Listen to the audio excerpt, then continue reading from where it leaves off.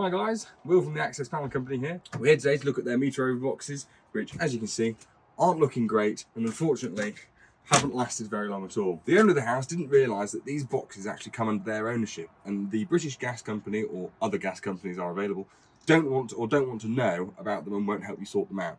Well, that's where we come in, and we're going to have a quick measure up and see if we can get some new ones sorted.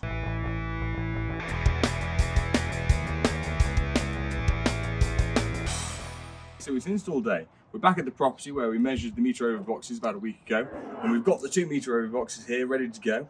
We've managed to match the rail colour of the meter over boxes to the front of the garage door of the property, which has been a nice little touch there, where you don't have to have the standard white. We can choose different rail colours that we have in stock. I'm just going to talk you through the panel slightly.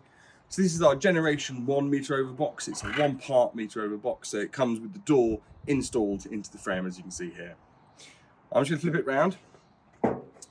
We've got an intermittent mastic all the way around the back of the panel, and this is what we'll push up against the wall to give it a fire rated seal in a fire rated application.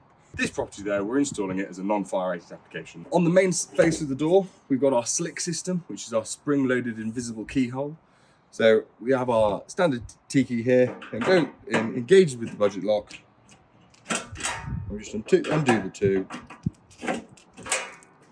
The door will open from there. As we look on the inside of the panel, we have got a draft strip all the way around on the inside here.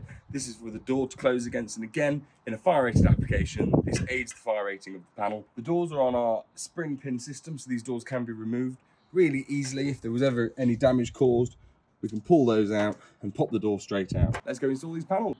We can now offer up our frame to make sure that everything fits. As you can see, we've got a cutout here for the gas pipe, so we're just going to lean that straight over the pipe onto the wall.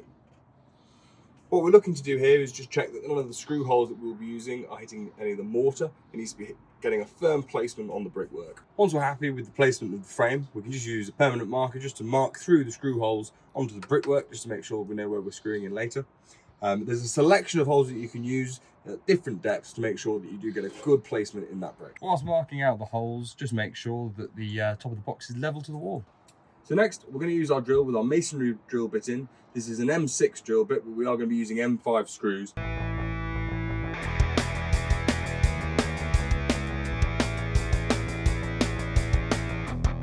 We're now just going to fill all the holes that we've just drilled with the red roll plugs that we've got in our set. With all the roll plugs in, we're ready to screw the frame to the wall. Just make sure not to nip all the screws up straight away, just hang it on loose. That'll allow you just to make sure that all of your holes do line up correctly with the roll plugs. So now that we've got all our screws in loosely, we can go around and tighten them all up individually. Now that our frame is on the wall and secure, it's time to put the door back on. And due to our spring pin system on the hinges, this couldn't be easier. Just locate the bottom pin, push the top one down until it clicks into place. We're now going to move on to the install of our next meter over box. This one isn't broken like the first one was and holds some information on the inside that British Gas or another gas company might come along and read.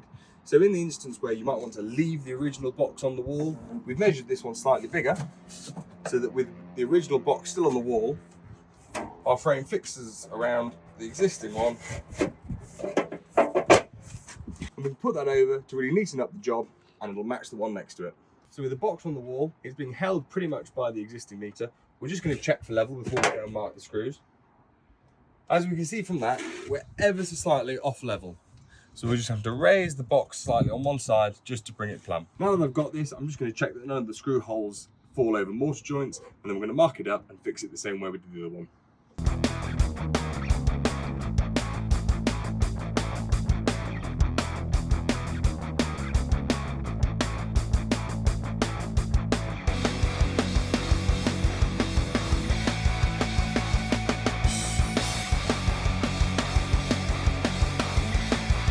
So again, now that we've finished, we'll pop the door on, and once again, just locate the pin at the bottom, push the spring pin down at the top, wait to hear the click, and close the door. We'll now have a sweep up, but that says job done.